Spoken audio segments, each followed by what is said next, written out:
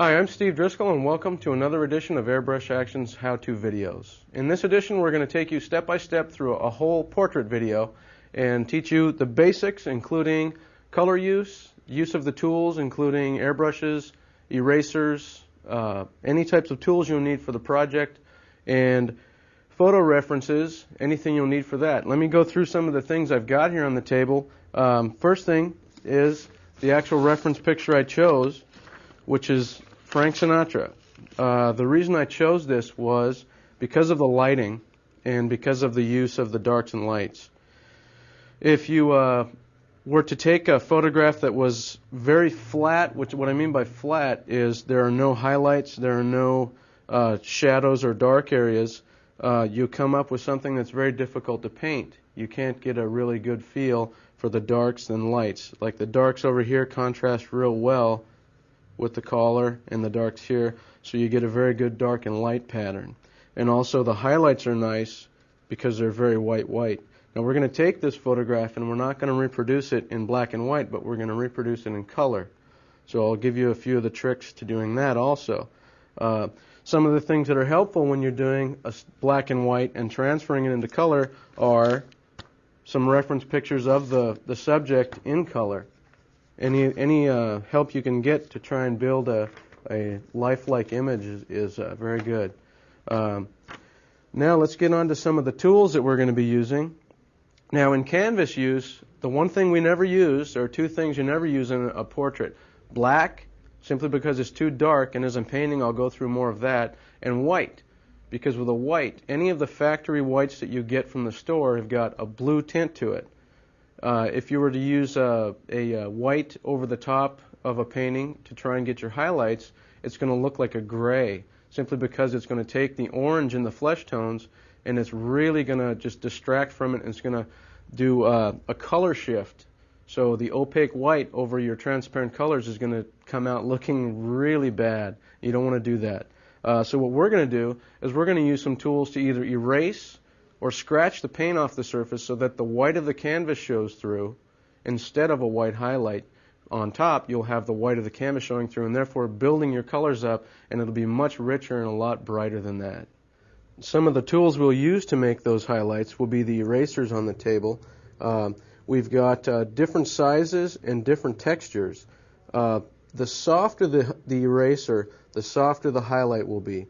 If you need something for a very sharp highlight, possibly in the forehead or in the nose, something really crisp and clean in these areas, you would use a very hard eraser, such as this, which is like a typing eraser, or possibly this, which is just like a typing eraser, but it's a stick, like a pencil. You can sharpen it. If you are going for a softer highlight, possibly in an area in the forehead or the cheek, something in these areas, you'll use something like the old pink pearl, like a school eraser, or possibly even a real soft eraser like a kneaded eraser, which is just almost like a piece of silly putty, and then it will erase a really soft area. You will also go through and use, believe it or not, razor blades, X-Acto blades, which have got a couple of different edges on it. This would be for possibly doing very thin hairs, and this one might be for doing small wrinkles, and we'll show you that as we're painting. Some of the other tools we'll use in the very beginning, I'll show you that as soon as we turn to the canvas, are the pencils. Colored pencils are the best. If you can find one that is a hard pencil instead of a very soft waxy pencil, the waxy pencils tend to compromise the adhesion of the paint. If you're painting over a waxy area and you smudge it with your finger, or if something touches it, your paint can come right up because the wax is between the paint and the canvas. So you want to find a colored pencils that's very hard. The colored pencils that I use generally are like either a yellow, an orange, or a brown. Now I used the yellow pencil for the majority of it, for most of the flesh tones, and in the darker areas I used a darker brown so that I can keep the pencil line in sight while I'm painting the darker areas. Some of the areas that are under the eyes here, I'll be using quite a bit of paint under the nose and in the lips. So if I used a really light pencil, that line would disappear real fast, and possibly by the time I use my second or third color, the line will be gone and I'll possibly lose my likeness. So you want to make sure that you can see your pencil line as long as possible without disturbing too much of the painting. There's a wide variety of paint you can use on the market. There are companies out there. There's Medea, Holbein, Badger makes paint for painting on canvas. Quite a bit of things. Createx, they're all good. Any of them are suitable for the purposes you'll need. Just test them out, try them, see what works for you. There's no such thing as the best paint. There's only such thing as the best paint for you. Now the airbrushes that we'll be using are quite a wide variety of brushes we can use. For the application on the canvas that we're going to use, we want to find a brush that's got quite a bit of detail capability. Now what I mean by that is if you were to use a brush, say a textile brush, which is great for doing t-shirts, the one thing about that is that when the paint comes out of an airbrush, it comes out in a cone shape. It comes out like that. Now if you're to be painting on a canvas, you want that cone shape to be narrow and to hold its narrow pattern for as long as possible so that the lines that you're using are thin. Now these are a variety of brushes that will do that. This is the Pache AB Turbo. This one is really good for doing quite a bit of detail work. This is the Omni by Thayer & Chandler. This is another good gun, gravity fed, which is good for detail. It'll hold a real good line. You can get quite a bit of paint out of it too, so you can use it for a variety of things. This is the Iwata HPSB, the custom micron. That's the brush that I'll be using today on the canvas. And this is also another Iwata. This is the Micron C. Now, basically, the same thing as the paint. See what works for you. Not all brushes are the same. This is a tool that I developed that's real helpful. It's a series of 8 different flesh tones that you can have on color chart here. And on the back side of it has got a formula for each tone. So you can find your reference picture and hold this up to the photograph and see which color matches closest to the reference picture.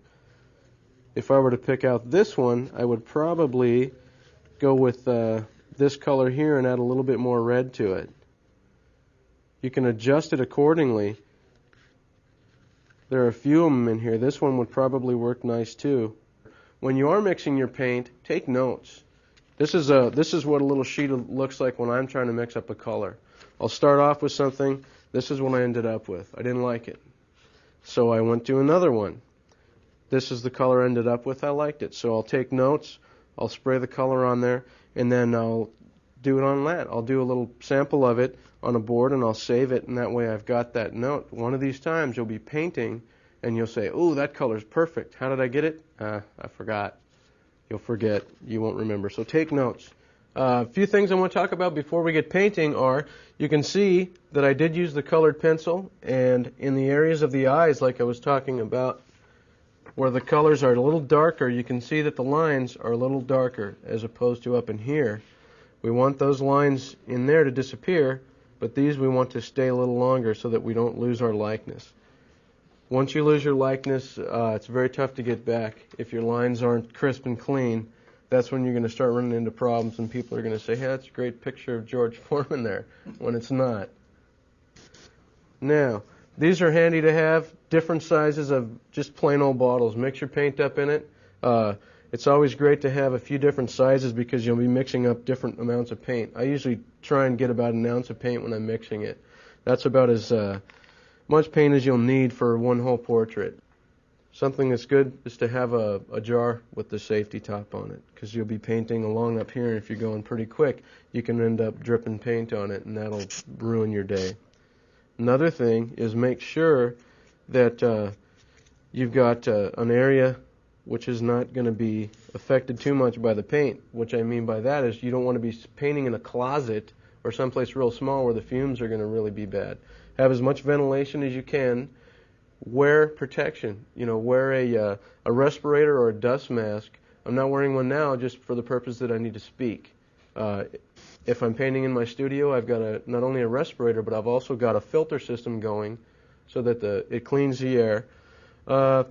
Even though this paint is not toxic and will not kill you immediately, it's dust, it's airborne particles, so you can inhale it, and it's just like if you were breathing dust for a long time. You don't want to be filling your lungs up with dust particles. Now I want to make sure that my brush is working well. I don't want to test it out on the canvas, so I'll just go up in here and spray a little bit. Make sure the paint's good. Make sure I don't have any trailers, which is the paint's going when you're not pulling back. Looks good. The brush is running well. The paint looks good. So I'm going to start. Now it doesn't matter where you start. You can pick a spot.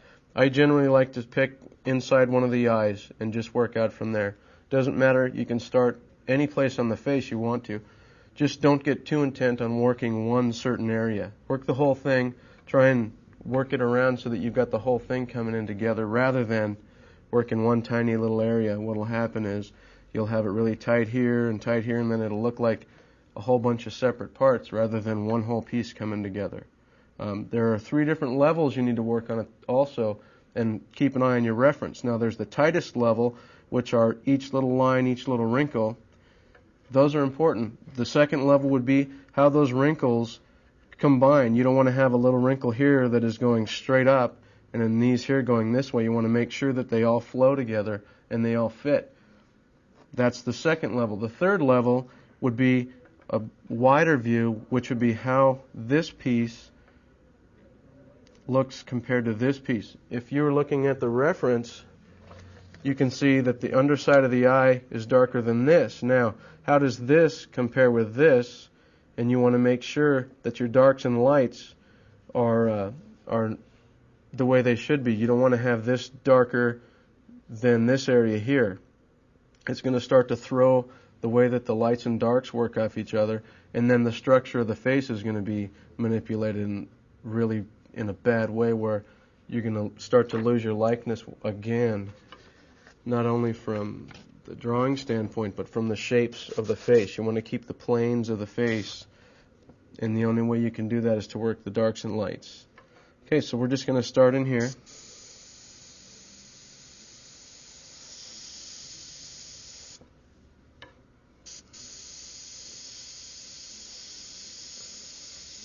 Now, if you're a beginner, I would suggest probably you're going to need a lot of practice to get to the point where you're going to be able to do a portrait. Portraits are not something that you can just pick up a brush and do immediately. It takes a lot of practice and a lot of work on getting to a point where you can be very consistent with your paint. You want to be able to make sure you don't make any mistakes when you're doing it, because mistakes with the transparent colors like this are very hard to work through.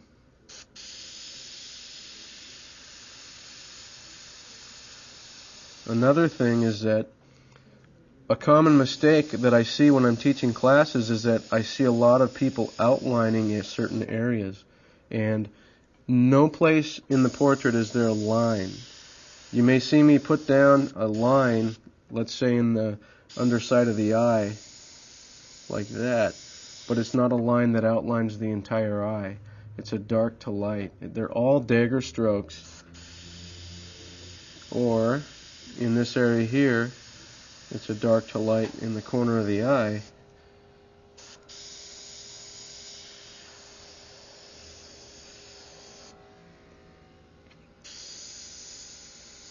And these are those small little wrinkles underneath the eye. So what I'll do is I'm getting some small strokes in there like this, and then I'll back up and shade the darker parts as I'm going along. You don't want to get too carried away with small lines. A lot of the detail that you will get is through the erasing and the scratching with the blades.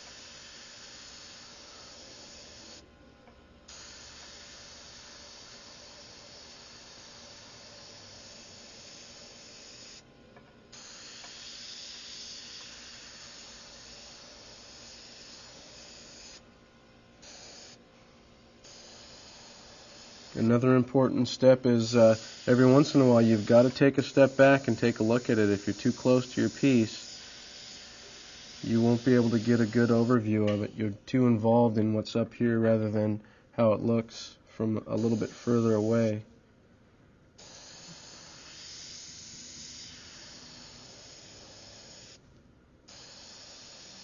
You also notice I don't paint much longer than maybe 5 or 6 seconds without looking back to my reference picture, just so that I don't get carried away with what I think it looks like rather than what it really does look like.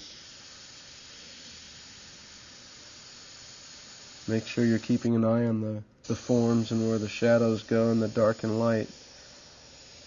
One of the exercises that's very common if you have trouble with keeping the dark and light patterns straight is turning your reference and your canvas upside down and painting it upside down. That way your brain isn't getting confused by, oh, well, this is an eye. I know what an eye looks like, so I'll just paint it that way.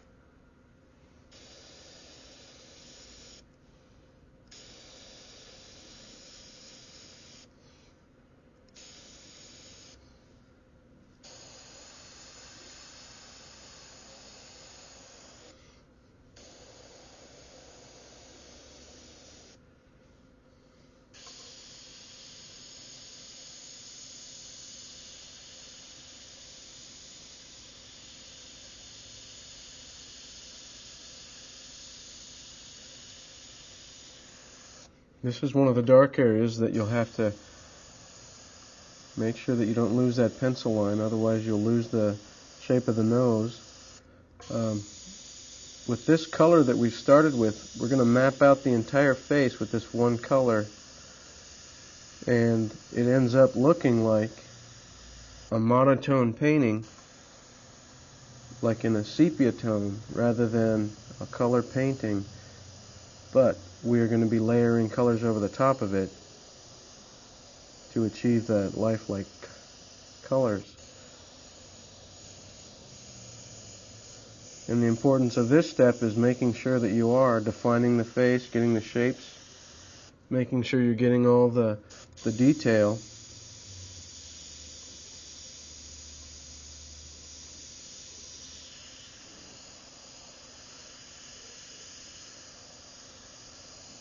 So with some of the darker areas, you'll get as dark as you can with this color.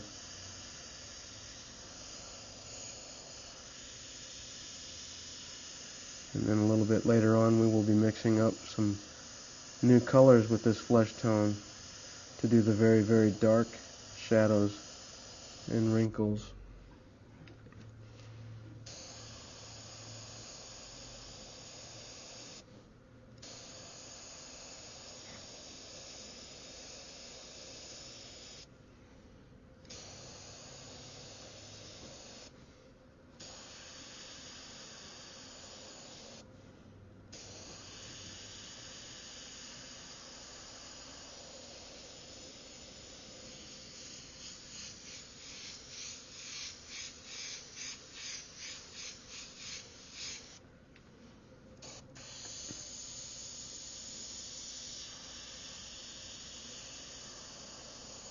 Make sure you're laying the color on nice and slowly. You can always add a little bit more, but you can't take it off that much.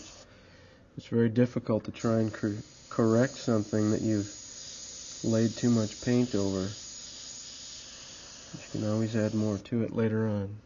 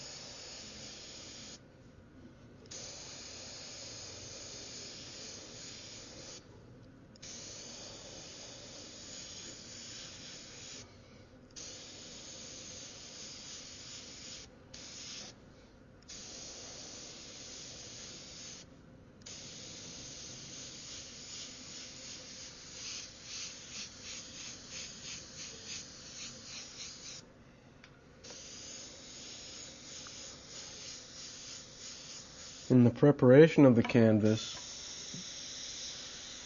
basically all I did is I took some 100 grit sandpaper and just kind of sanded it very lightly with that, just to knock any of the high spots down. I didn't gesso it. Sometimes if you're going for a real smooth texture, if you were doing something that required a very, very soft and subtle smooth area, I would recommend gessoing it with possibly one of the bigger airbrushes or a big detail gun.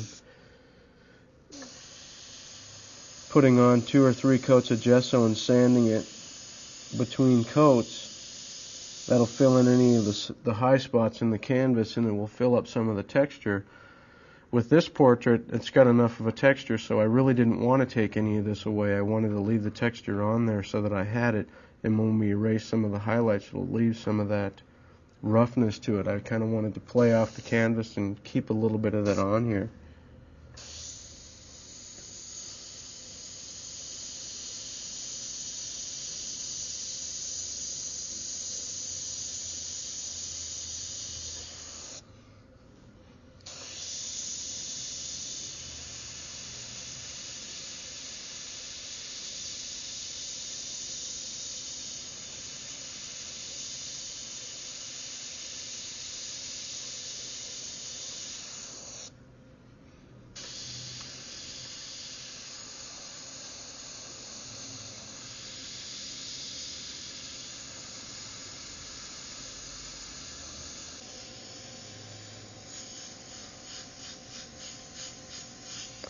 Another common mistake that I find a lot of students doing is in the eyebrow area. If someone's got very bushy eyebrows, they'll almost leave this part void of any skin tone and they'll just paint in the eyebrows. If you do that, it's going to look like you've got a hairy spot here on a flat surface.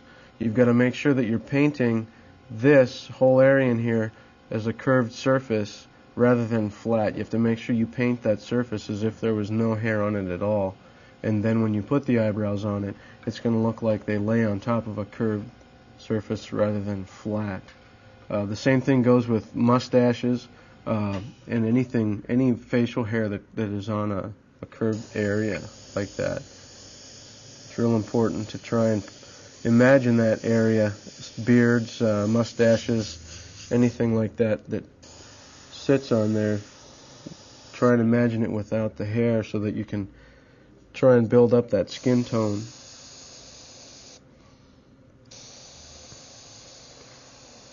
You can see I'm jumping around here and trying to build up some of the tones so that I can compare and contrast the way that they're building up.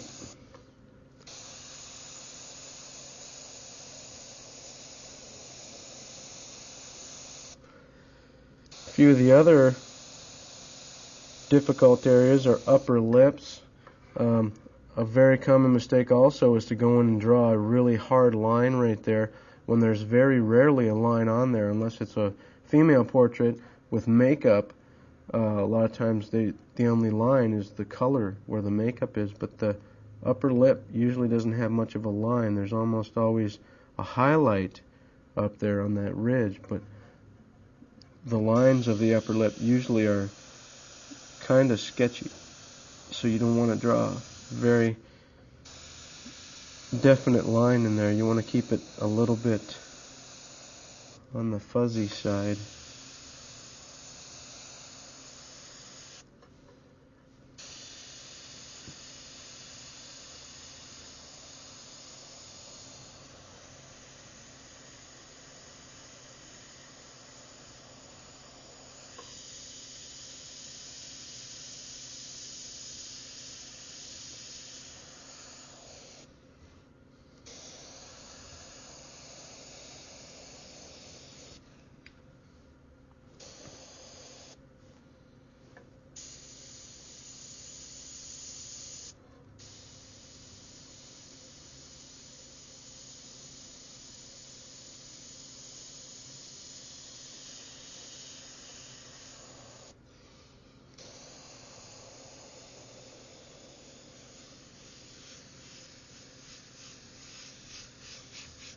I'm going to mist over some of this area in here, and then I'm going to start going in with the highlights just to show you what I mean by erasing and scratching the highlights. It's kind of hard to understand unless you've seen it done.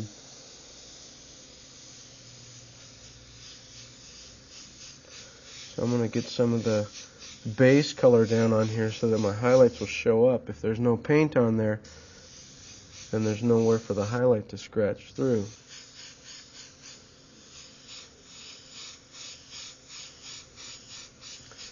And in doing the highlights, I'll possibly scratch some of the highlights out, and maybe I'll go back over them and put a little more color down and scratch them out again. The highlights are kind of an ongoing process. You have to kind of reestablish them after each color.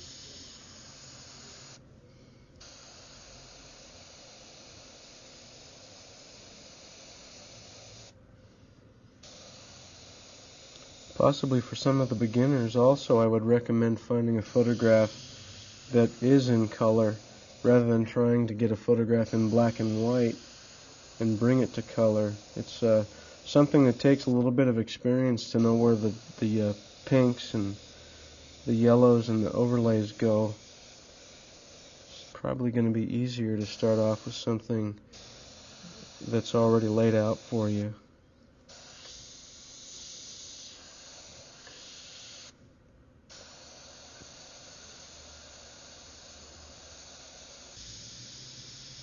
I'm going to reestablish this dark area underneath here and try and get some of the nose and the lips brought up to color so that we can get on with the highlights on this bottom half. Now, even though it doesn't look like it, every single stroke that I'm using is a dagger stroke. That's why the basics are so important when you're doing anything in airbrush. You have to be able to do the basics. In a portrait, there are just an infinite number of dagger strokes. Endless. You don't see them as vividly as you might say on a t-shirt, where an example of a dagger stroke would be a palm tree or something, but they're definitely all in there.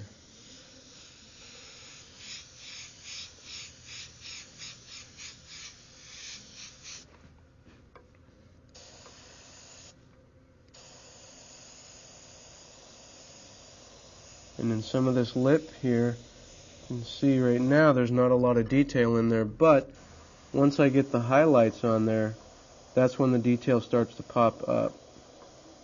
You'll be able to see a lot more of the wrinkles and the folds and creases in the skin.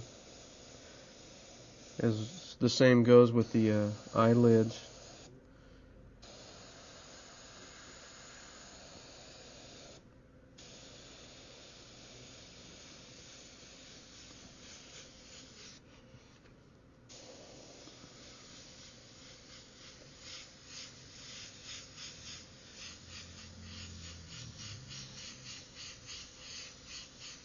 The first thing I'm going to grab is that the blade that I showed you earlier, which is a curved X-Acto blade.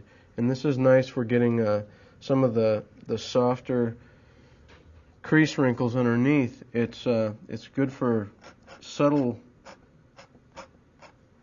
scratches where you don't want a very sharp edge. Now even the scratches that I'm doing are dagger scratches if you want. You have to make sure that you don't have a definite starting and stopping area.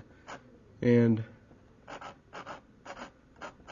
as you're doing it, make sure you're keeping an eye on your reference so that you can see the direction that the creases are going. You don't want to be just going any direction. Then you're going to start to lose the shape. If you have wrinkles going this way, that's going to confuse the viewer in thinking that there are creases going this way when the direction of the skin is under that way. You want to make sure that you're following your reference closely. Now, I don't know if you can see over here right here on the photo where I'm pointing, but my left hand is on the reference on the area that I'm working on, so that when I'm going back and forth, I can look directly at my finger and then shift back to my surface. So I'll be working and I'll be looking at this area and I'll be working on the painting. So that way I don't lose track of where I am, and I can kind of move along quicker that way.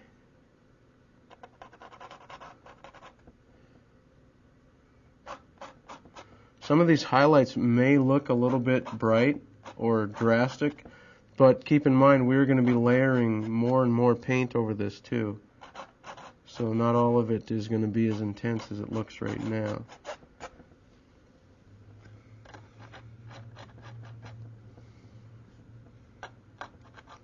Some of the highlights that we put up in here won't hardly even show after we get our other colors on there. You still want to get them in there though, and they will show through. They just won't be as intense as the highlights in the lower half of the eyelid.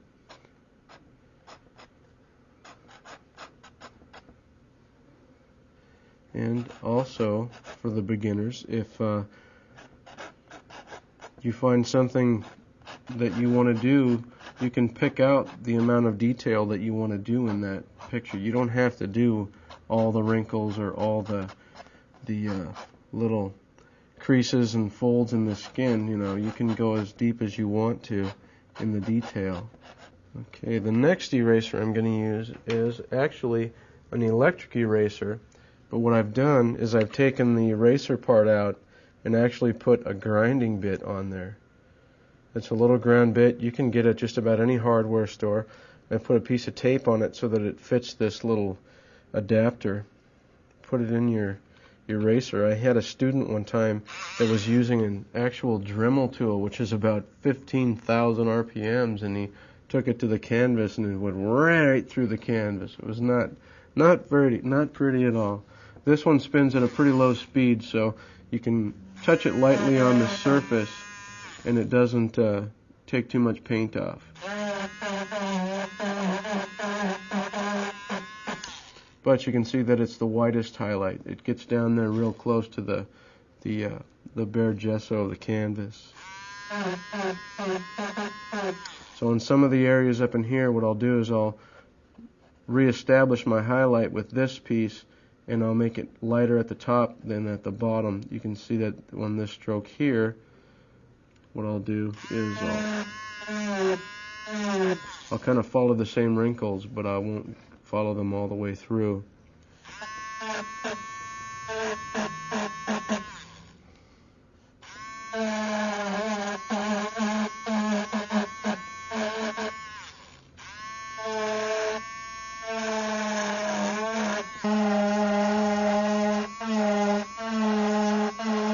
And you can see as I'm going in a circle, that also creates the skin texture. That circle gives you the illusion that there's a pore there, and that inside the center of the circle is a darker area where the sunlight would not be hitting, or your highlight wouldn't be on. So you can create the illusion of texture with this eraser too.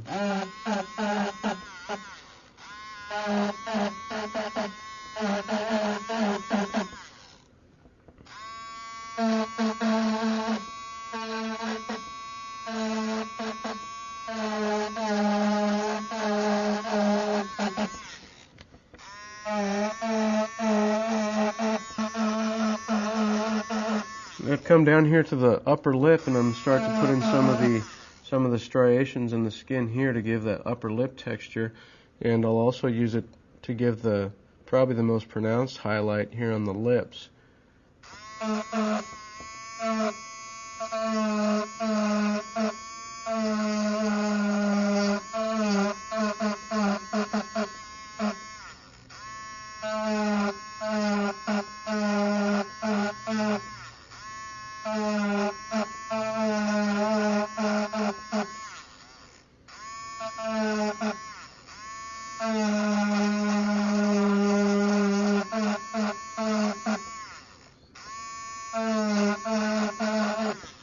You can see how it starts to create a little bit of a curved surface now.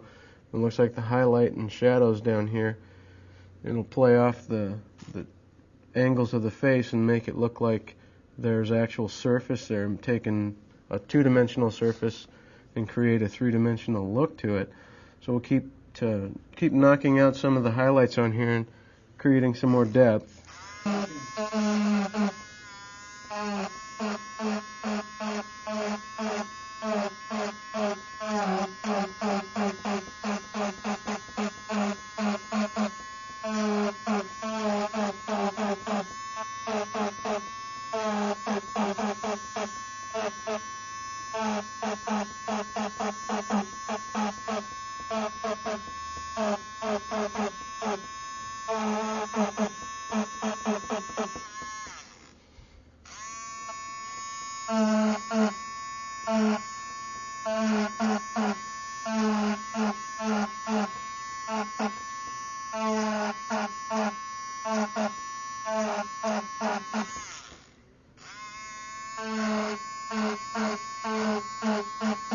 And you see this tool is very handy in creating some of the skin texture, and especially in the minute creases here. It's real good for doing the softer but small folds and creases. You don't want to use a blade because then it would be definitely too sharp on there. This works real well for that.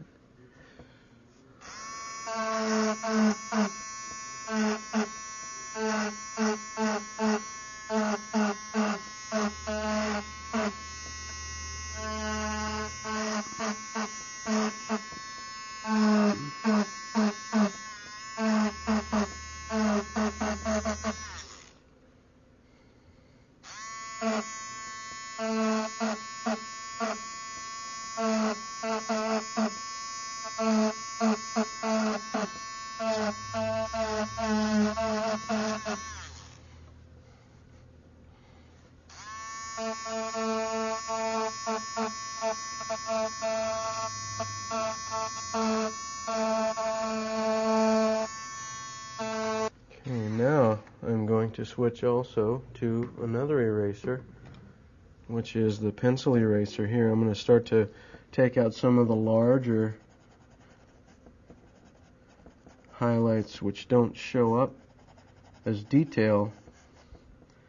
They show up more as a general light area.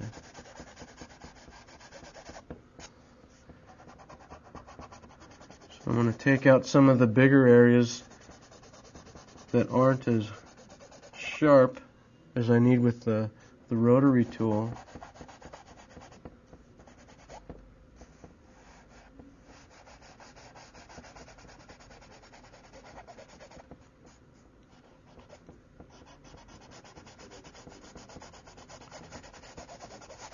The areas like this really affect the way the face is shaped. You'll have dark and light patterns that are very subtle, and if you don't take them out, the face just doesn't look like the planes fit together right. The light will be bouncing off a certain area where it shouldn't be, or it's not bouncing off an area where it should be.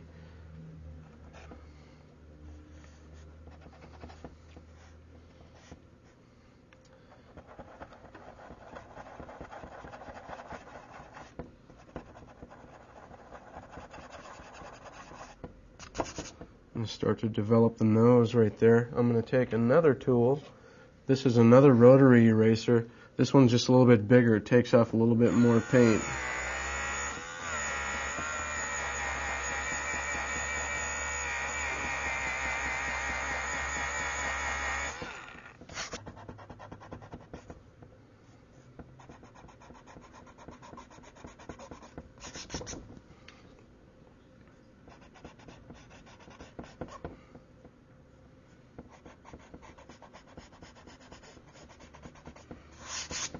But a lot of the mistakes that people make when they're doing eyes and teeth are that they leave them too white.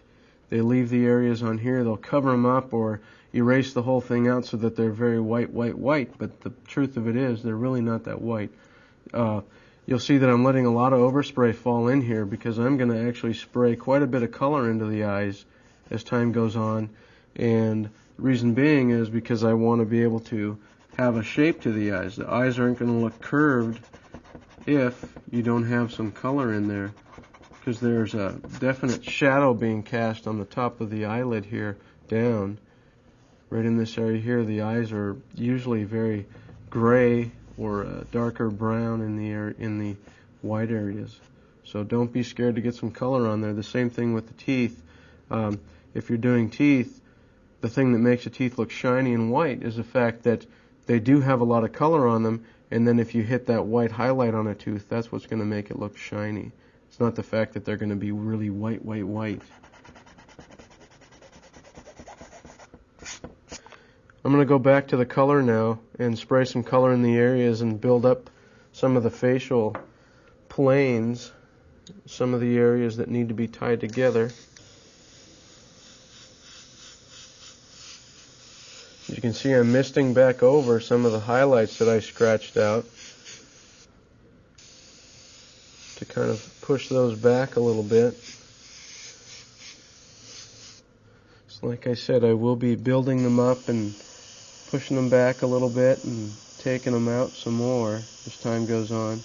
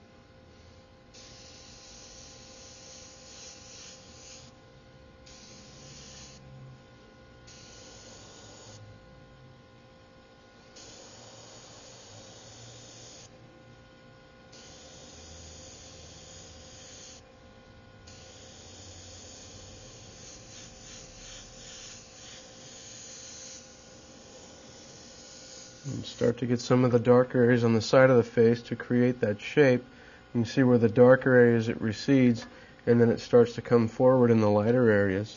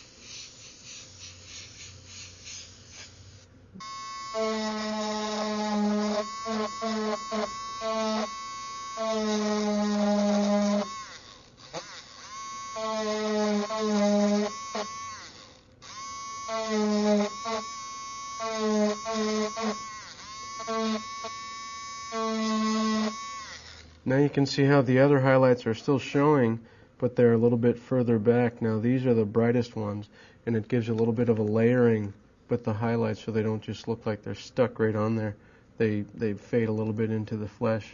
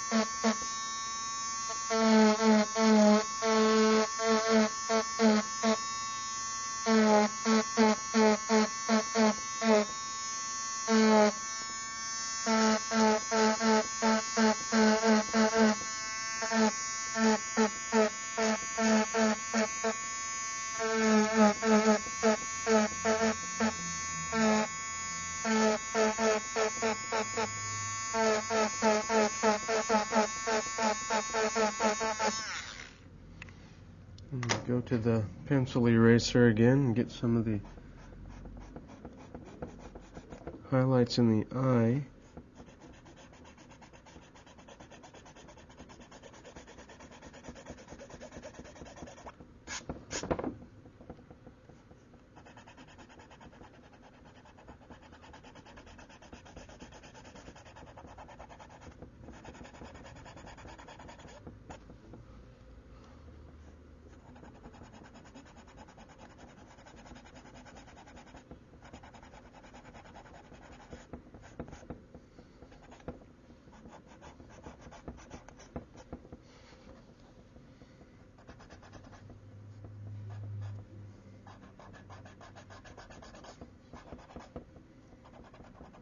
And you can see this area right here, how it's pretty flat right now. There's not much change going on in this area in the corner of the mouth, but when I pop this highlight out right here, there's going to be a real subtle change in the planes. All of a sudden the upper lip is going to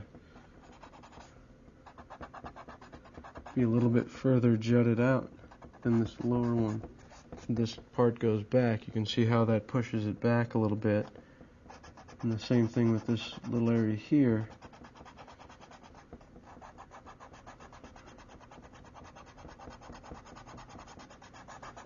You start to develop a little bit of a layering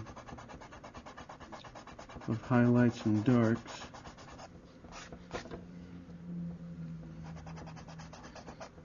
And I'm going to go in with the kneaded eraser too. That real soft eraser, and pull some of the bigger general highlights out of the areas in the face.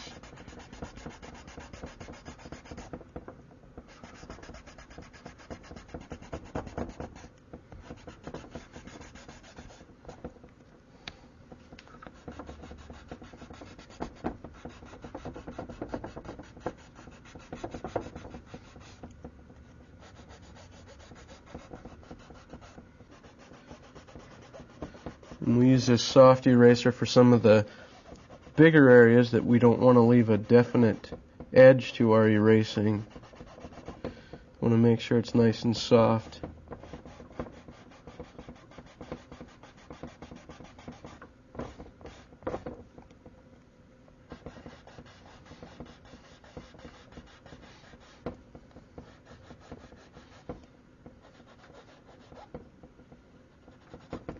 Okay, I'm going to go to another eraser too. This is the typing eraser. This side is very, very abrasive, and this side's a little softer. So I'm going to use both sides, but for now I'm going to use the white end, which is a little softer. You can pick these up at almost any place that sells office supplies. They're very common.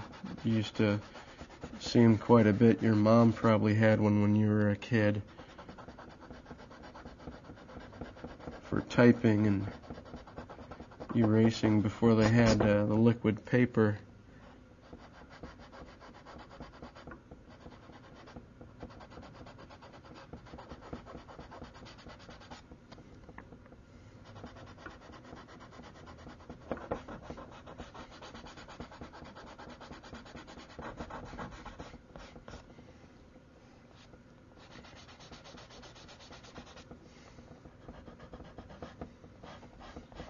Okay, now I'm going to go back to the rotary tool and redefine these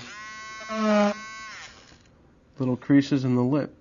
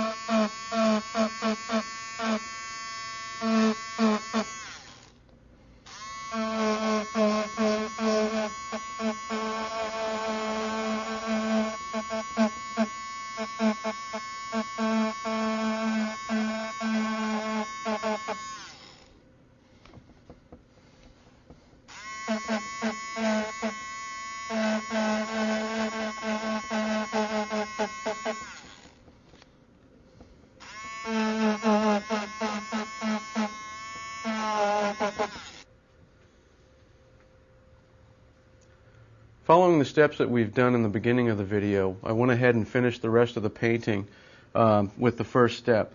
Now you can see that all the mapping is laid out, all the darks and light areas are complete, all the texture that I want to put in there is already in there. Some of the common problems that I find are the forehead, especially people tend not to put much paint up there. You really need to fill it in. It's a big area, and if you don't get enough paint on there, you won't have enough paint to show up the highlights. The hands, you can see, I tried to get as much texture in there as I could. I wanted it to match the face. You don't want to come in on any of the outside areas and have a conflicting texture. You want to make sure that the whole piece flows together rather than having a nice textured face and then a very smooth hand. You wouldn't want to do that just because they would fight each other for attention. So keep everything as fluid as you can as far as your techniques and styles. Now, like I was showing you earlier, some of the highlights in the upper areas are much more subdued now that I've got more paint over them. In the earlier steps, all the highlights that I scratched out were very visible. Now they're not because I've got more layers of paint. The next step we're going to go through is laying on some of the pinks and reds into the areas, especially in the lips and the eyes, and some of the features in the hands. What I'll do is I'll use some of these photos that I've brought, and I'll pick out some of the areas I want to put the pink into. So I'm going to take my brush, and using the same color we started with, add a little bit in here. And the reason I'm not just taking a red or a pink and mixing it up is we want to make sure we stay on the same color palette. You don't want to start throwing colors in there that aren't in your original painting just because it's going to start to throw the color off. Now I've got about half this filled up with color. Now I'm going to take 2 drops of this and add it into it. 2 drops of the bright red. And a drop or 2 of water. Just plain water to thin it out. Because what we're doing is we're not so much spraying this color on as we're tinting or underpainting. We want to tint the pinks over the top of this.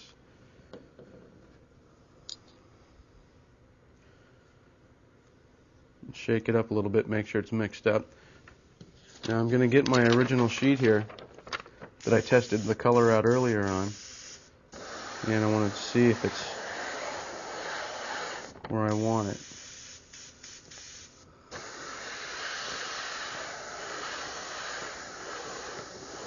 You can see there's a little bit of a pink in there. It's not quite enough, so I'm going to add a couple more drops of the red.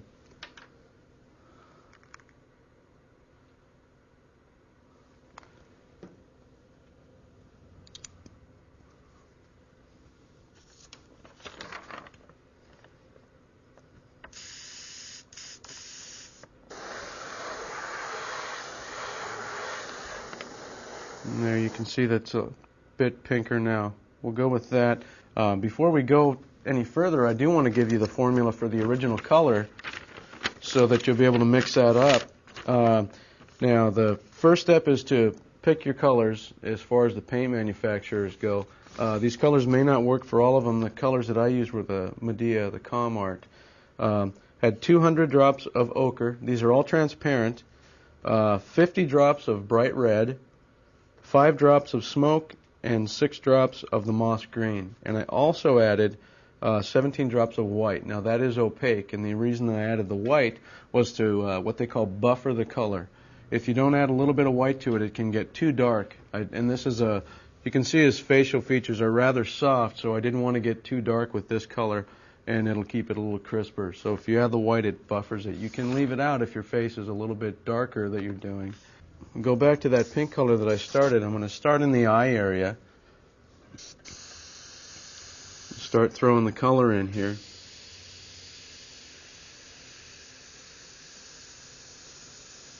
With adding the water to it too, I'm not really darkening the painting too much. It's tinting more than anything.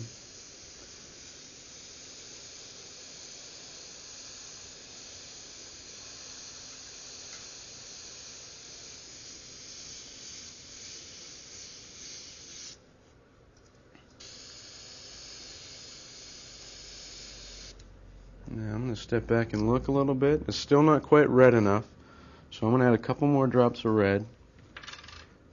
And keep playing around with it a little bit, making sure that my colors are right where I want them. A little more water too.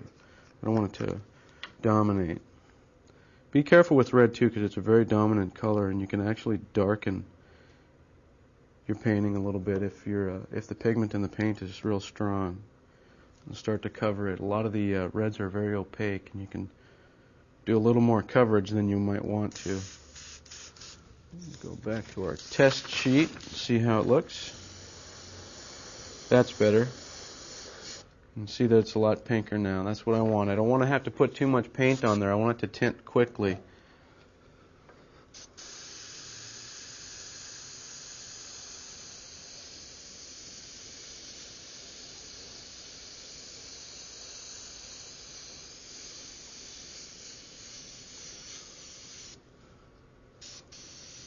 Some of the more common areas that you will put the pinks and the reds are the nose and the eyes, lips, cheeks.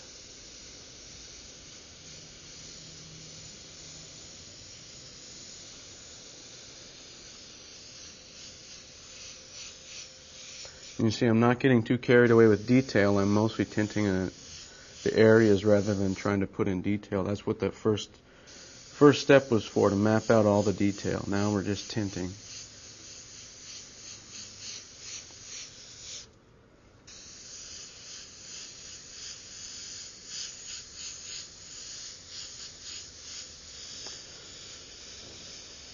I like to put a lot of the pinks and reds into the shaded area, because in the darker areas, the more color you can build up, the better your shadow is going to look. If you just go in there with a dark color, it's going to look a little bit muddy, because you don't have any of the vibrant colors showing through.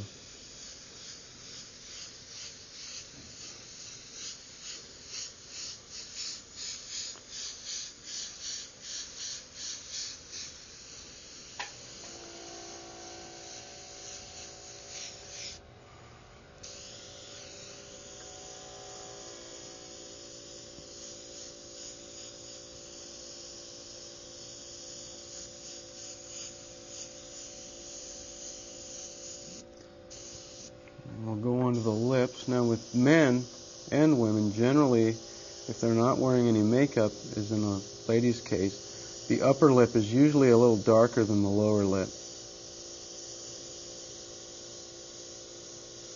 So we'll throw a little bit more pink on the upper lip and fade it out to the upper side. I'm going to throw some of the reds into the shadow.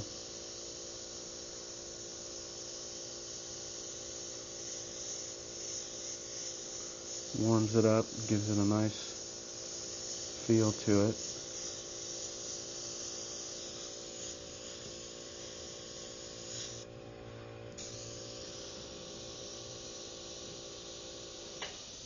And in this area here, like I said earlier, with a lot of the highlights that we have, we're going to paint over them, but we'll also go back and we will redefine them.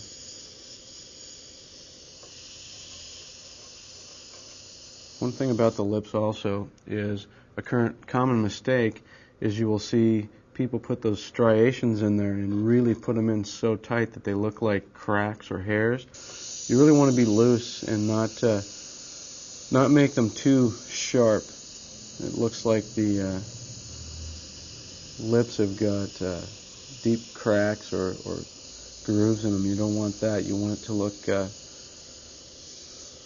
like the skin is stretching that way. You don't want to give it too much of a sharp line going through it. That's where practice comes in. You'll get to know how far away from the surface to be.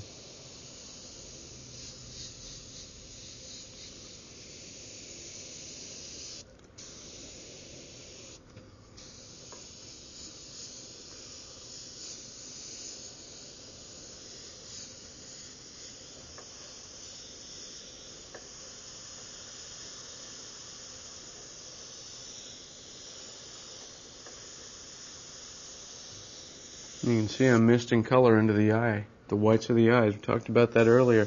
You don't want to leave them too white. You want to make sure you get some color in there. And the same thing would be with the teeth. If I were to be painting teeth right now, I'd be definitely spraying this pink into that. You've got the colors from the outside of the mouth reflecting on the teeth. So you would have definitely the lip color. Go back into the forehead. Like I say, write everything down. Otherwise you're going to forget. And you'll forget that crucial color one of these times, and you'll have a mismatched color.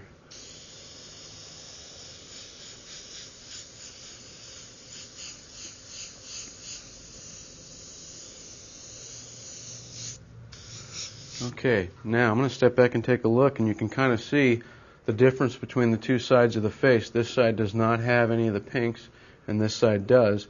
You can see how it warms it up and gives it a little bit more life and carries some of the colors into it.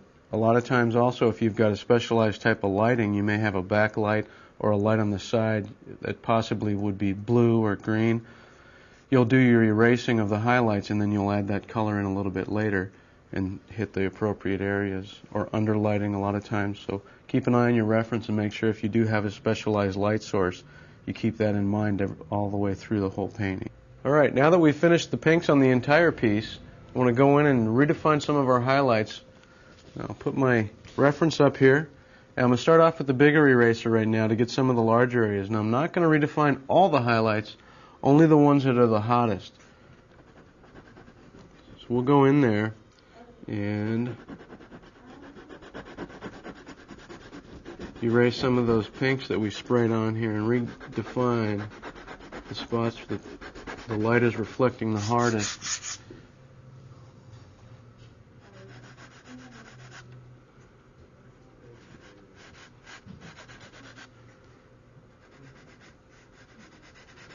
When you're using the erasers too, you'll notice as you're going along different edges and different ways you can use it on the canvas.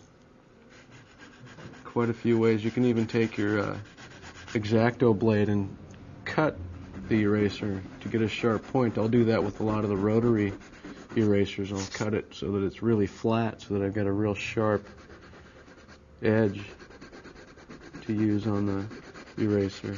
And I can get a nice sharp line.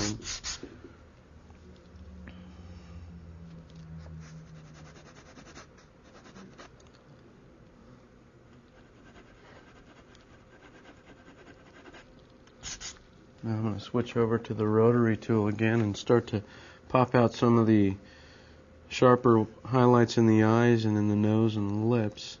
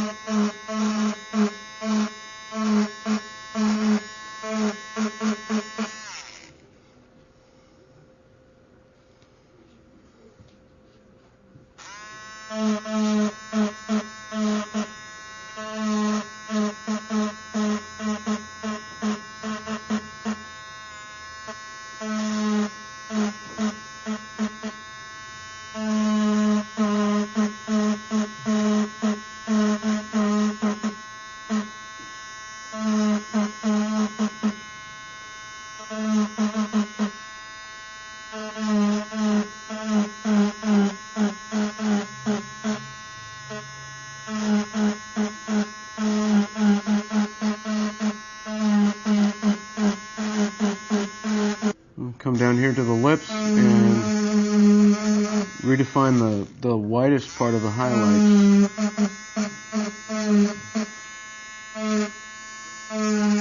Just like we did when we did the first color, we won't redefine all of them, just the whitest.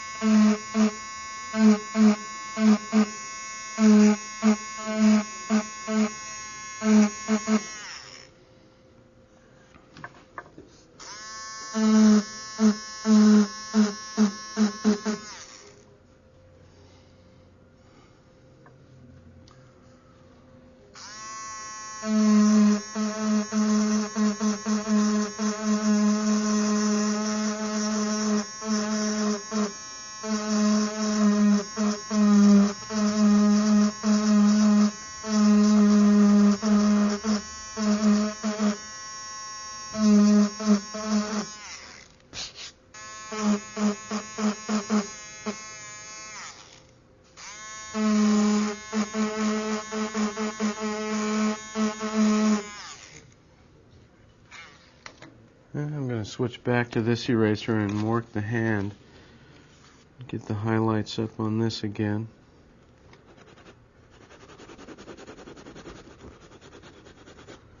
So we can get the roundness of the palm back.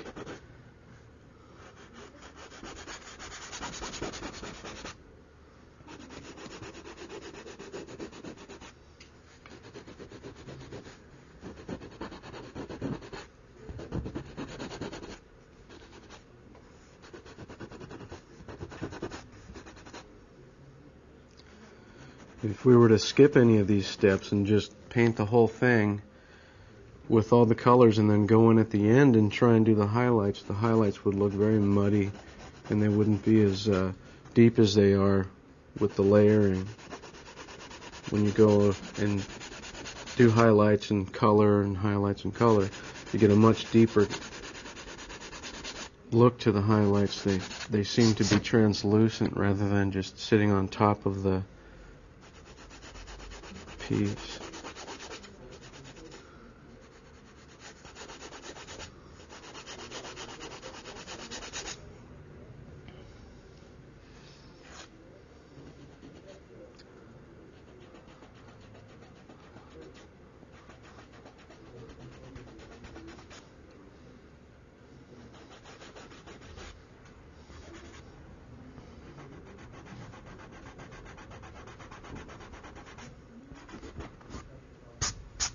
Okay, we've redefined all our highlights now and come and brought a lot of the hotter areas up, the nose, the forehead, up in here, the lips especially. You can see how it creates the shape of the lips and in the hand.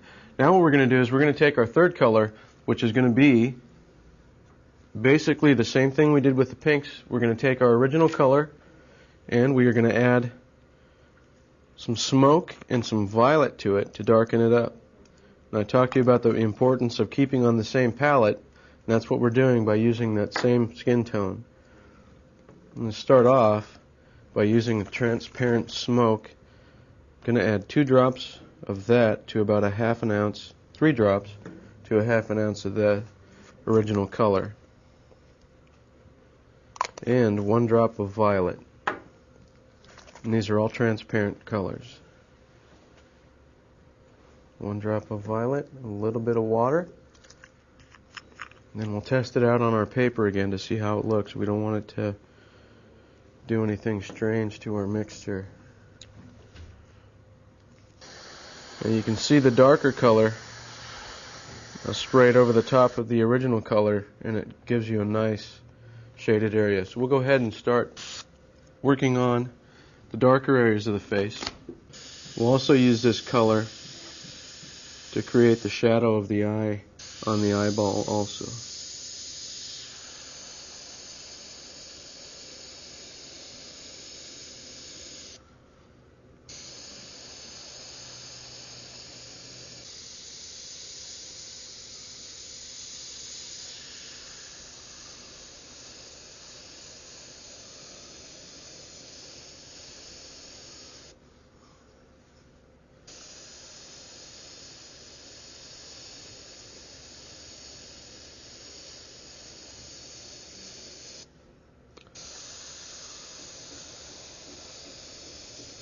In most of the facial areas, we're going to use this very limited. We don't want to get too dark in some of the parts that are not as shaded.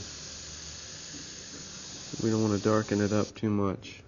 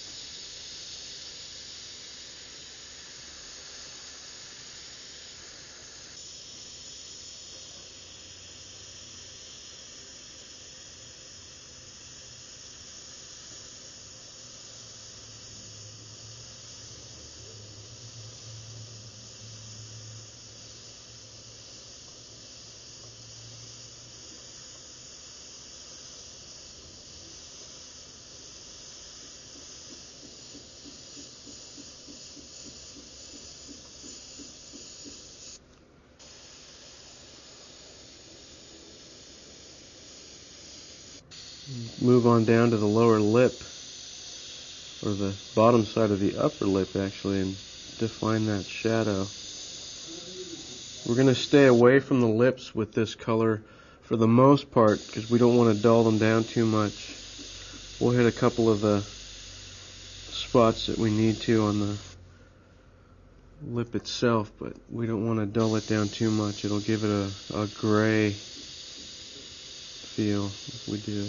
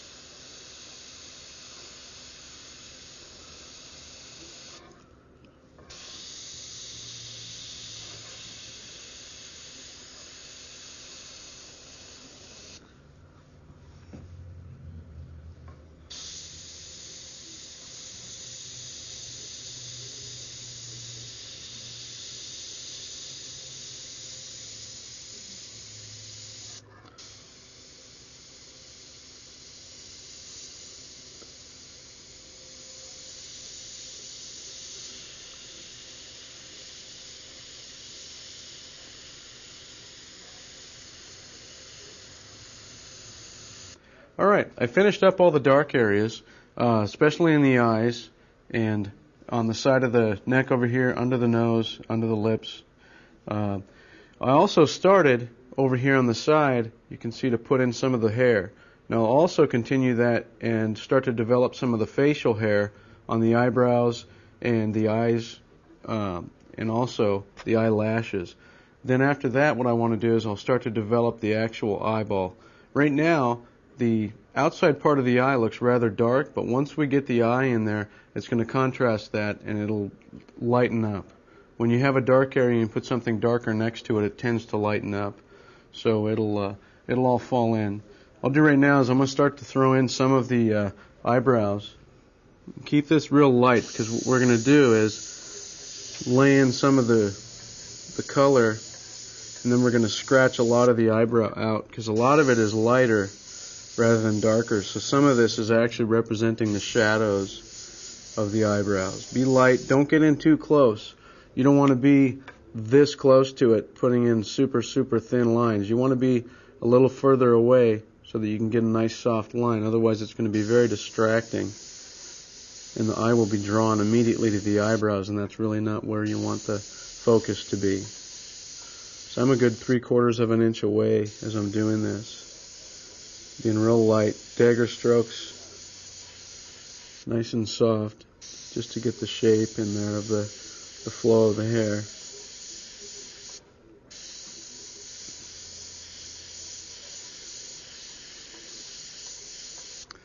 I'm going to start to throw in some of the eyelashes down here. We'll also use the blade on that to scratch out some of the lighter areas. And be very soft with the eyelashes on the underside. It's real important to keep them light. That you don't want them to be too dark. They're not that important as far as the structure of the face goes. You just want them to be hinted there.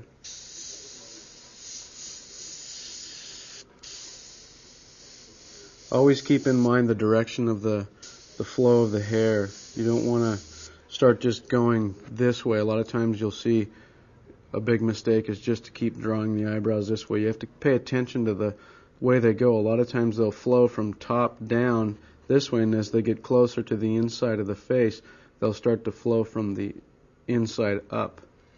So keep a close eye on the direction.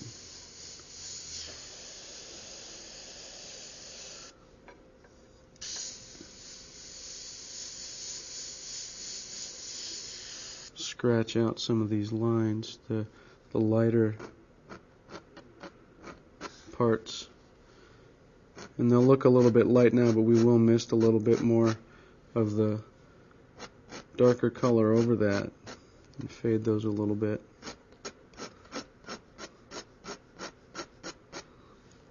Do a little bit on the eyelashes. Not too much, just a hint.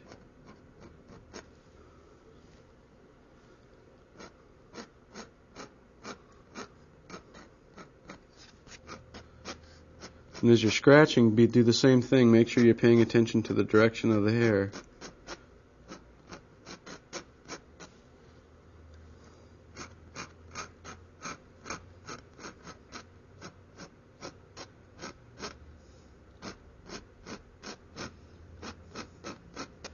With the curved blade, you can point it a little closer in to get the sharper lines, and then you can lay it back a little bit and get a little bit of a softer line, so you can roll this blade a little bit and achieve a little bit different effect.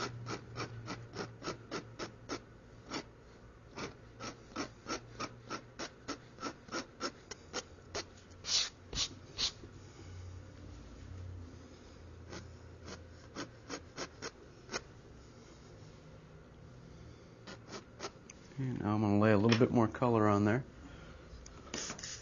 And fade those back just a touch.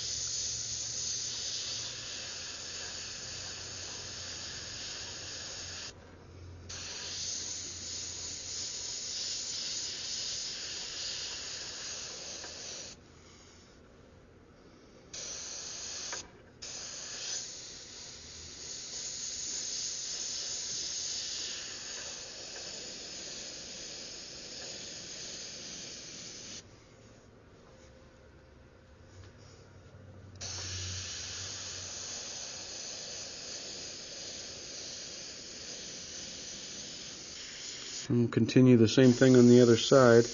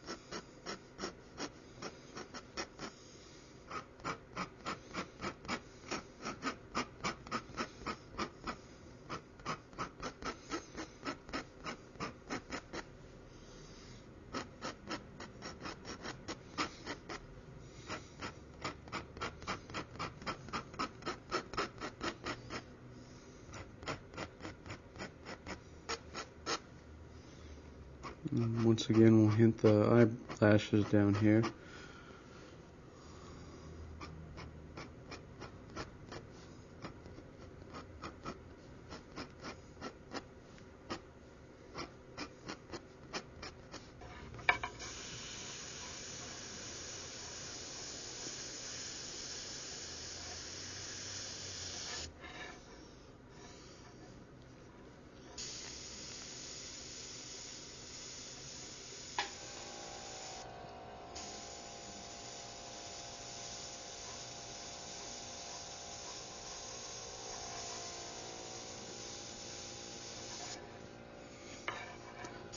With the lower eyelashes, make sure you get them along that ridge of the eye rather than up in here.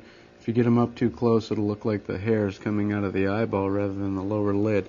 You've always got that ledge right there between the eye and where the lashes start.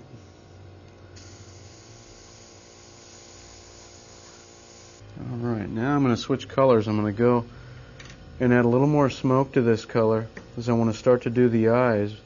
And with blue eyes, generally I'll start with a gray. With brown eyes or hazel eyes, a lot of times I'll just continue with the flesh color that I'm using, and I'll start to build it up with that. So I added some smoke in there and just a little bit of water to thin it out a little bit.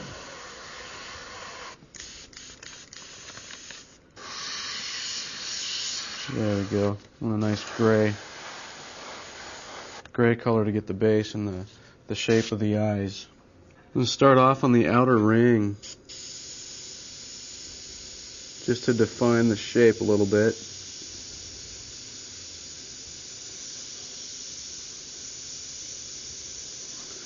And just as in the white of the eyes, it's got a dark and light. The dark is at the top and the light is towards the bottom. The eye will have the same thing, the inner part. The iris will have a darker pattern at the top and a lighter towards the bottom because the light is hitting it.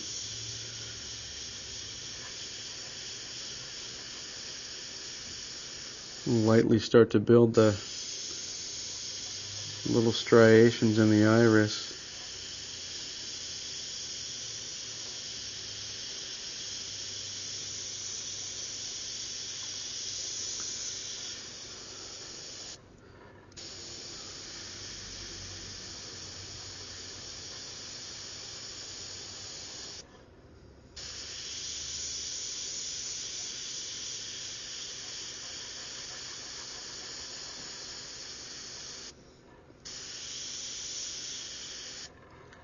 Throw in the pupil with this color also, just so I can get some contrast.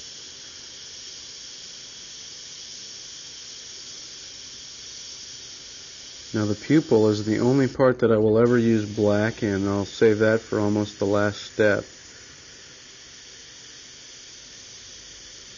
That'll give us a high contrast in the eyes. You'll have a dark area combined with usually a pretty white highlight, and that'll give you the contrast you're looking for to get the viewer's focused attention right into the eyes.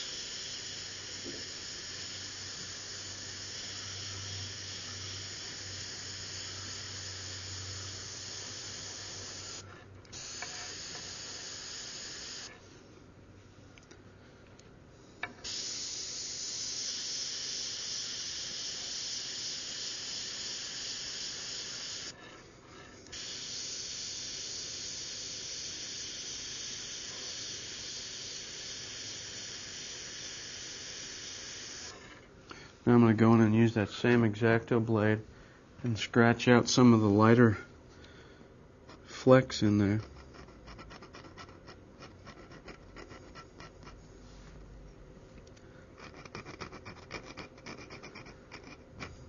Some eyes require quite a bit of layering. If you've got a hazel, or some eyes have got two different colors, a brown and maybe a gray or a green, you'd have to do a lot of layering. You go in with a base color and scratch out some of the highlights, some of the light areas, and mist over the top with another color.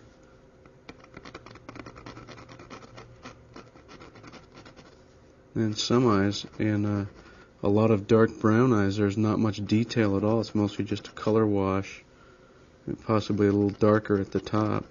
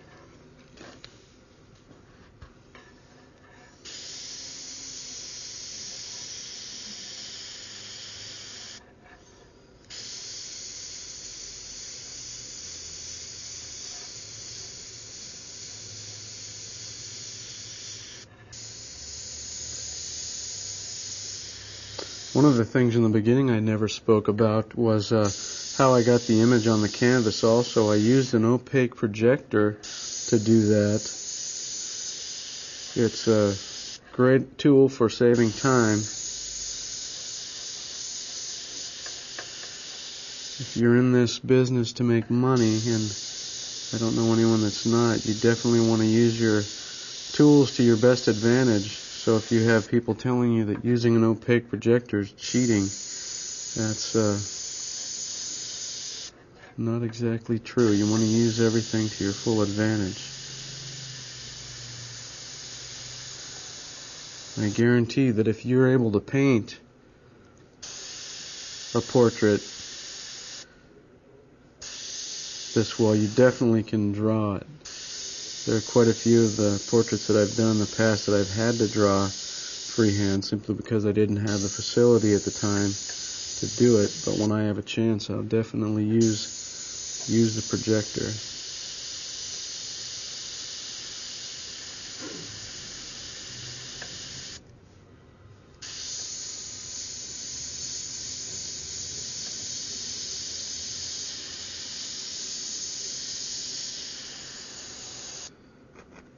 And just like in with the eyebrows, you have to keep the direction of these lines going.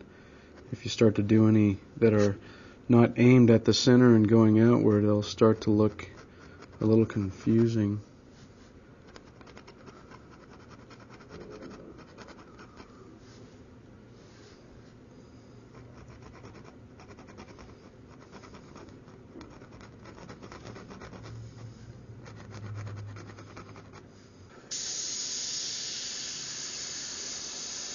And this side's got a little more shadow than the other side does. It's closed a little more.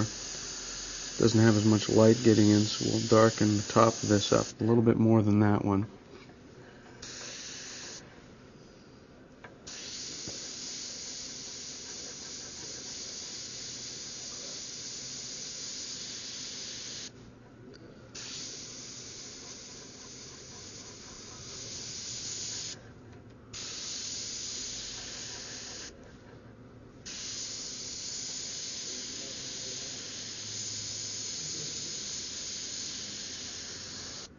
Make sure you check both eyes at the same time. Take a step back and check and make sure that the intensity is equal on both of them, that either one of them doesn't look out of place. That looks pretty good. I'm going to leave it at that, and what I'll do now is I'm going to mist a little bit of blue over the top of the whole thing. For this step, we're going to mix up a light transparent blue. I'm going to take a couple drops of the royal blue. Just give it about 5 or 6 shots. I'm going to take a drop of the smoke to dull it down just a little bit. I don't want it to be too intense. and a little bit of the water just to thin it out, because remember, we're trying to tint the gray over the top so that we don't end up with a too intense blue. It'll look unnatural. Missed a little bit more at the top than at the bottom, just because the top is going to have a little bit more intensity since there's not as much shine on it. That's about all you'll need to do, is a little bit like that, mist it on there just to give it a little bit of a blue.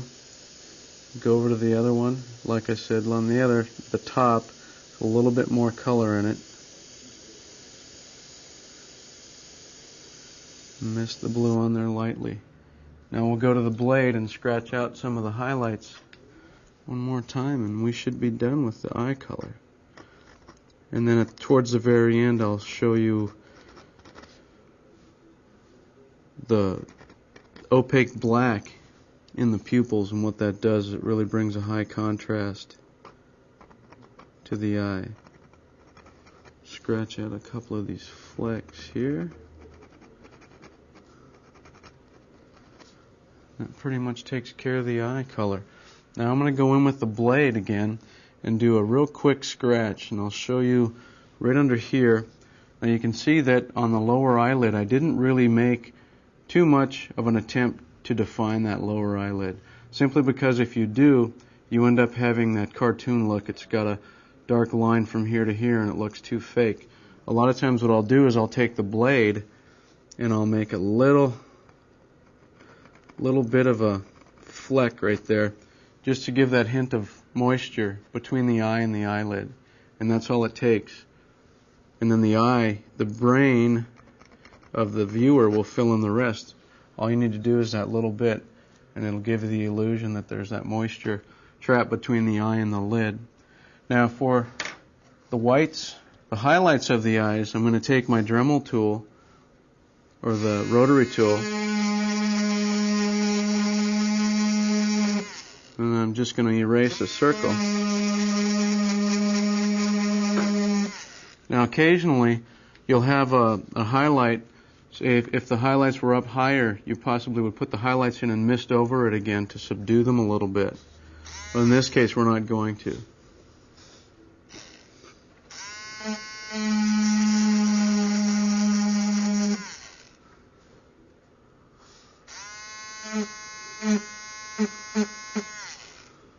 And like I was telling you before, the way that the eye looks white is not so much by leaving the whites of the eyes, it's putting the highlights in, and the way that you manipulate the highlights. And now I want to get into some of the hair.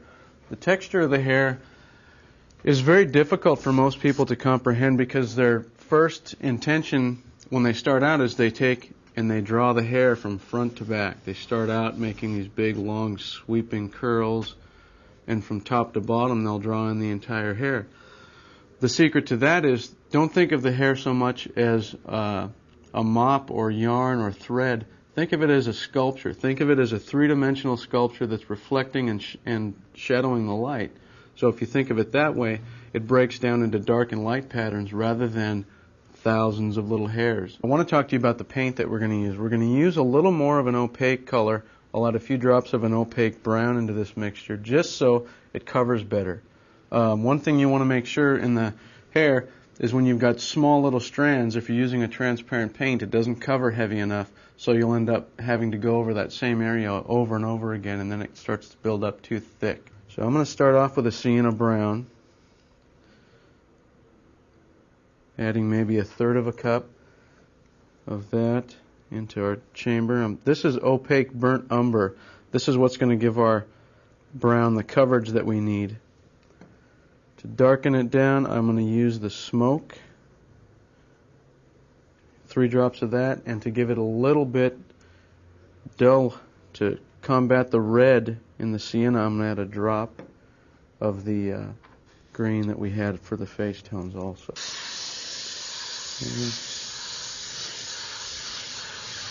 It's not quite dark enough. I'm going to put a little more smoke in there. That's about the tone that I want, as far as with the amount of red that I want in there. But I'm going to add 4 or 5 more drops of the smoke. That's better. That's a good color we'll start with. Now this isn't the darkest color we'll have, but this is a good base coat. I'm going to start up in here. In this area here is mostly just the wave of the hair. As we get down in here, we've got the hair that crosses over the forehead, so we'll have to be extra careful not to oversaturate that area with paint. And you can see I'm at least this far away from the surface. You don't want to get too close. Like I say, we're not drawing each individual hair. We're going to build up a light and dark pattern right now.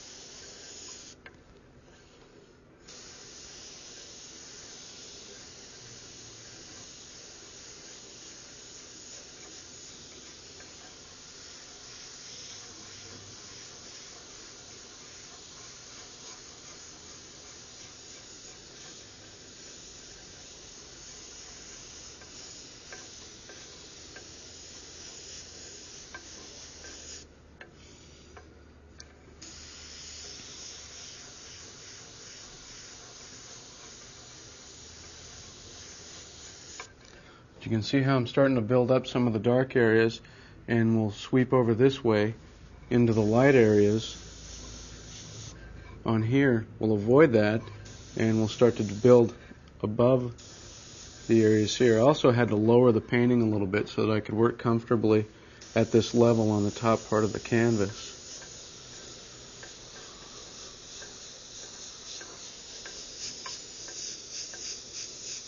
And you can see how I'm leaving some of this area blank. I don't want to start to paint too much in that area yet because I'm going to come back to that with some washes before we scrape of this same color here.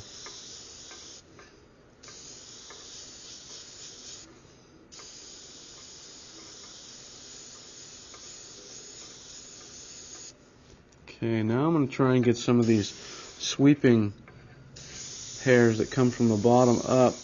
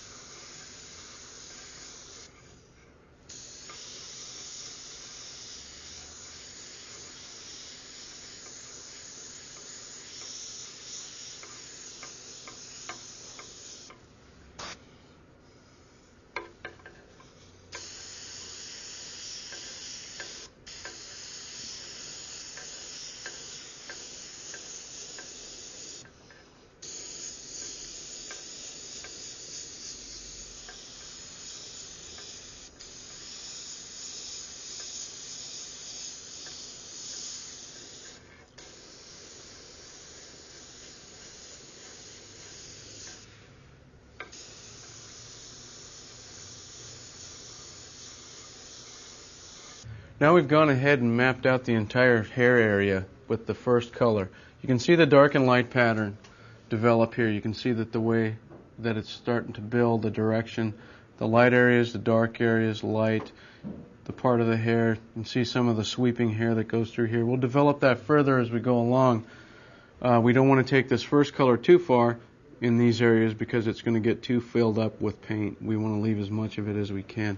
Now I'm going to start with this curved knife and start to cut away some of the highlights, and you can see the texture. It doesn't have to be as detailed as we were getting in the facial area. We can use the broad area of the knife and scratch large parts of paint out. We're just kind of developing a light and dark pattern here.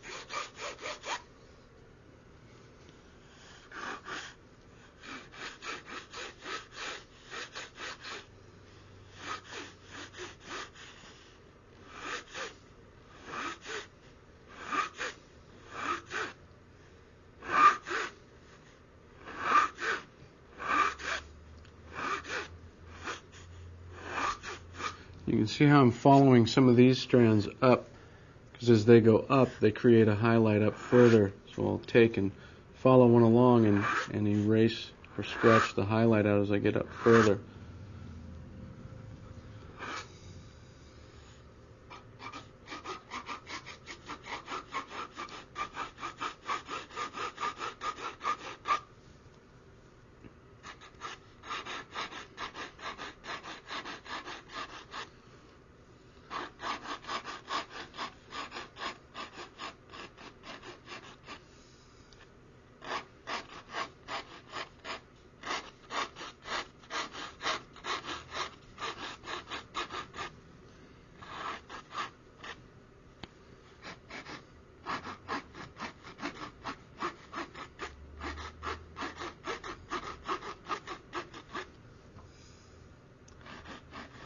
And always pay attention to the flow. You don't want to go too carelessly. I am going fast, but I am also being very careful to follow my directions and not to get carried away with scratching too much paint on it.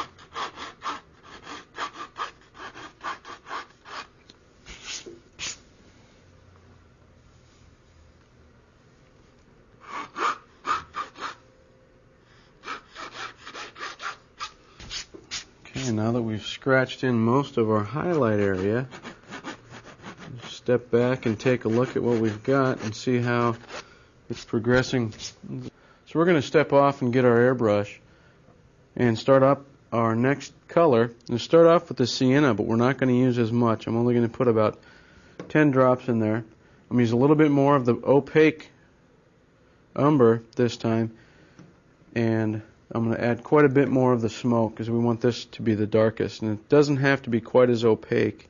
We'll start up in the same area we started before.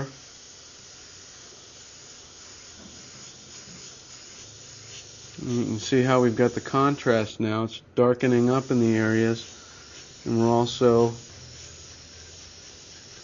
developing our dark and light patterns better.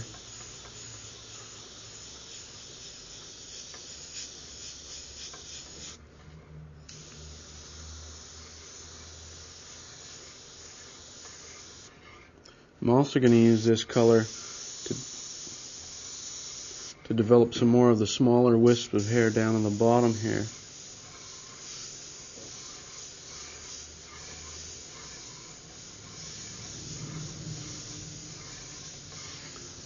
And see how that fills in that area a little bit better. You've got some hairs that are darker and some that are lighter, and that'll give you a little bit more of a depth.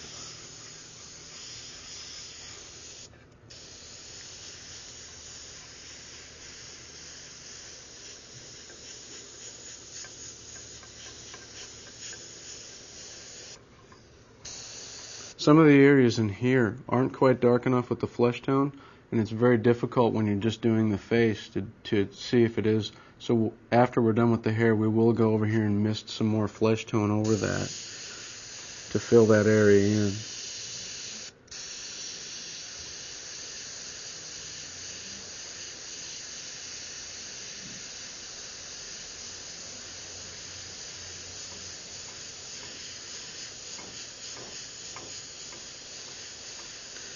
I kind of picked the colors that I was going to use from one of the color photographs that I had of Frank Sinatra.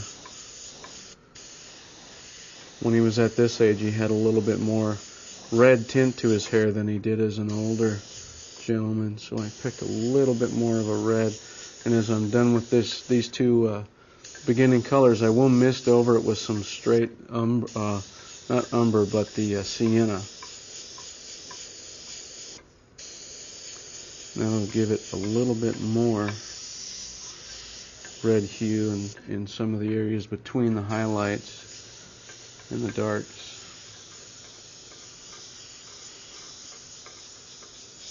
Okay, I've gone ahead and finished up the darker areas, and you can see how the patterns develop now. Got the highlights, the dark areas, more dark areas, highlights, You can see that it looks like it flows now. It doesn't look like a bunch of hair just going in different directions. It's got a light pattern up here where the light is hitting it, and here, and it's got dark where it's receding from the light. And we're going to scratch out a little bit more on the highlights, then we'll go in with a very dark color and do some of the deepest areas, and then we'll go in with the sienna.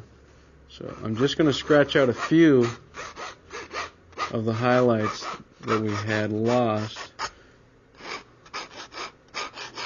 while doing the darkest color, just to reestablish some of the flow we had going through here.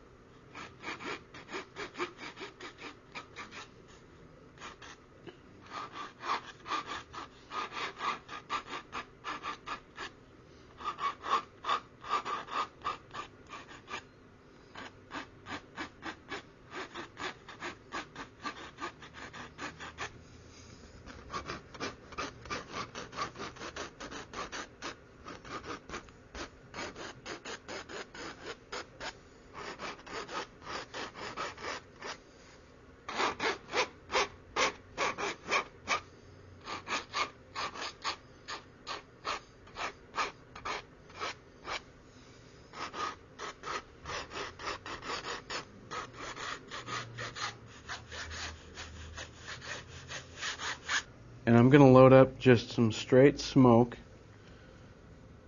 and that's it. No additives, no water or anything. This is going to be used just to get the darkest areas of our hair.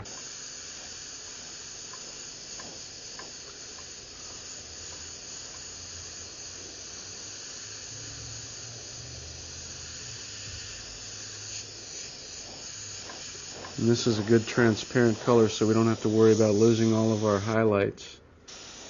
We'll still have those.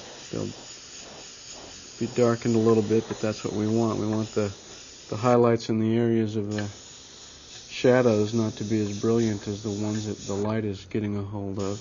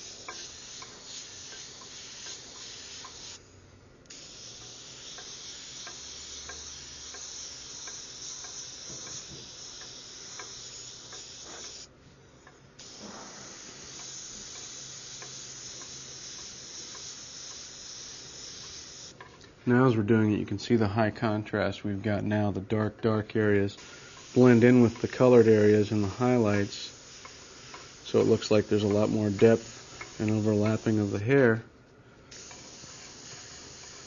A little more convincing now. And you can see in this area that it's still a little bit too bright as far as the entire wave goes, so I'm going to go ahead and mist our second color, which is going to be the sienna, over that. It'll fade that back, and then we'll scratch out just a few more highlights. So we'll go with the sienna and we'll mist that over a little bit on the highlighted area, just to give it a little bit of an auburn tint. I think in his younger years, like I said, the photos I had, he had a little bit more of a reddish tint to his hair.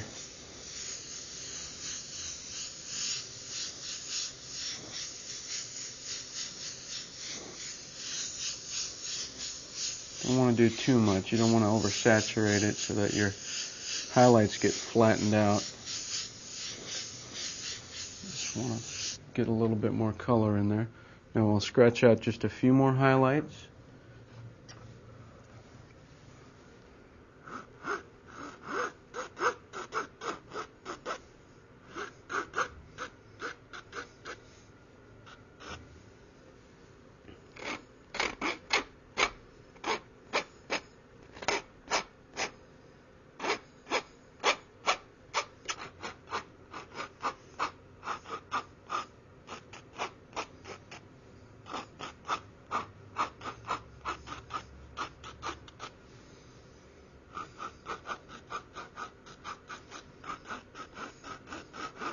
Now what I'm going to do is I'm going to go and reestablish some of the shaded areas underneath the hairline.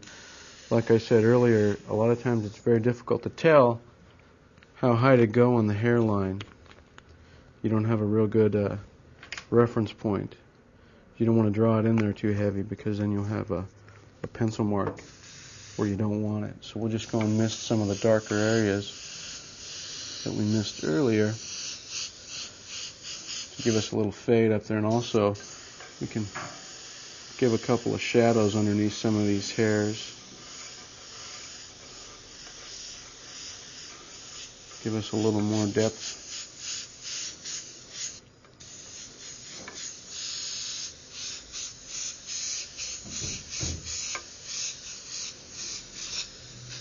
There. That takes care of the hair and the forehead. All the areas up in here, you can see how the highlights work their way into the dark areas rather than all these long strands of hair that just ends up being one color. You want to make sure that you're working on it like it's a sculpture in three-dimensional rather than all those single strands of hair.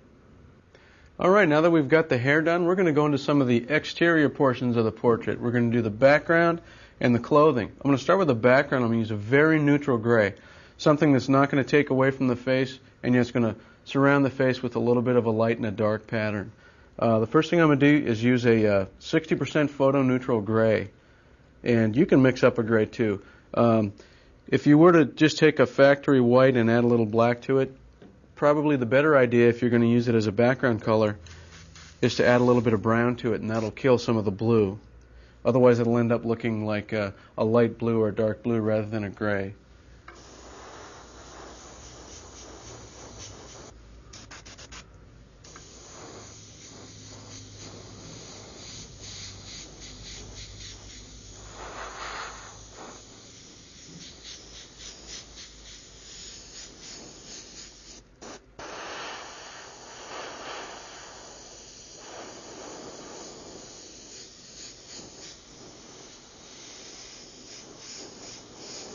And I'm just going to randomly kind of throw a little very simple pattern through here. Not even a pattern, just mostly some dark and light shadows. It's going to be kind of blurry, out of focus, to give it a little bit of dimension too. The background will look a little out of focus and not sharp. If I were to go in there with some sharp lines or a sharp pattern, they would fight the foreground for detail and for the focus of the viewer. You want to make sure that you keep the attention on the foreground. And also when I'm done, I'm going to go and scratch out a little bit of highlight on the edge over here too, so that I don't lose my line of the portrait. We don't want to get the background and the foreground lines too fuzzy. Now in this area here, I'm not going to do that because I'm going to make a pretty soft line here with the jacket and the collar so that the face is what stands out and not so much the jacket or the background. I don't want to have too much attention called to the clothing.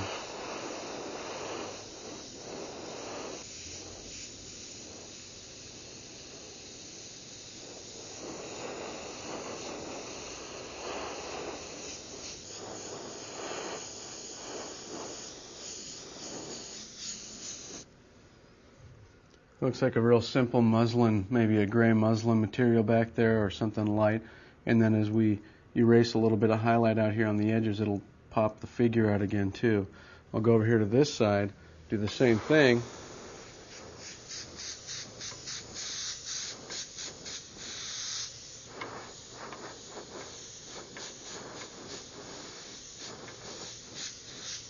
Choose your background colors carefully too. If you're going to go with a brighter background or something that's a little more striking, make sure you use something that is either really going to contrast with your figure or something that is going to subdue the background. You don't want something, if I were to put a bright fluorescent pink background back here, it would really kill the mood of the painting because it's such a nice soft portrait, and then you have this real decadent, bright background. It's something that is really risky to try and do. Just going to do a little bit of a general fill here. Cover up some of the lighter areas. I mist over them just so that they're not too bright. I want to make sure that the figure is standing out a little bit from the background. Alright, now we're all set to do the suit. Now I've finished up the background. We're going to get in here. In some of the areas I mixed the photo gray we had with a little bit of smoke to darken it up.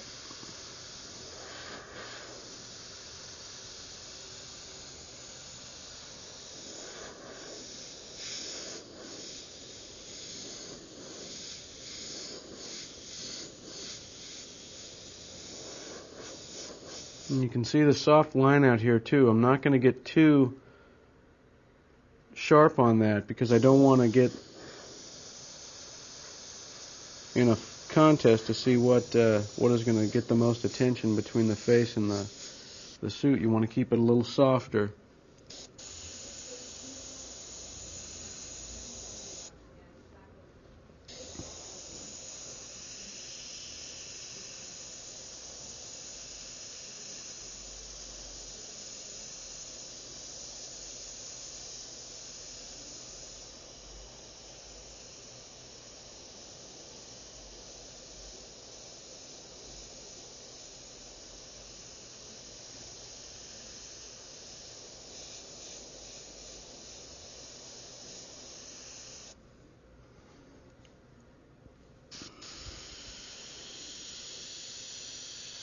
Now as we get in here with the hand, though, we do want to cut it pretty sharp because the hand is definitely in focus and in the foreground. Another trick too, as you can see, I'm angling away from the hand so that the overspray that I do get on here blows out this way into the open area and not on the hand, so that it muddies that up. Make sure that you control your overspray as much as you can. In tight areas like this, I won't use much paint. I'll keep it real sharp.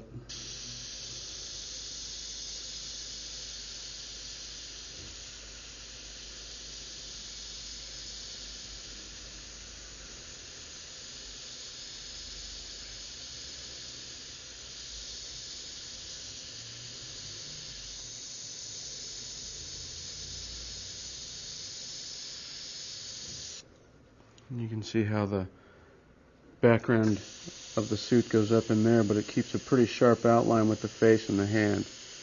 You don't want it to be blurry in this area.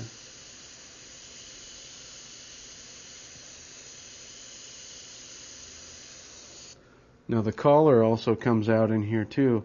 In this area here it is very dark, so we'll bring the collar out to here from the suit. But in this inner area, it's very dark, so we'll darken it up. And cast that shadow along there like that, so that it looks like it comes from the back. And as it approaches the light, it gets a little bit brighter.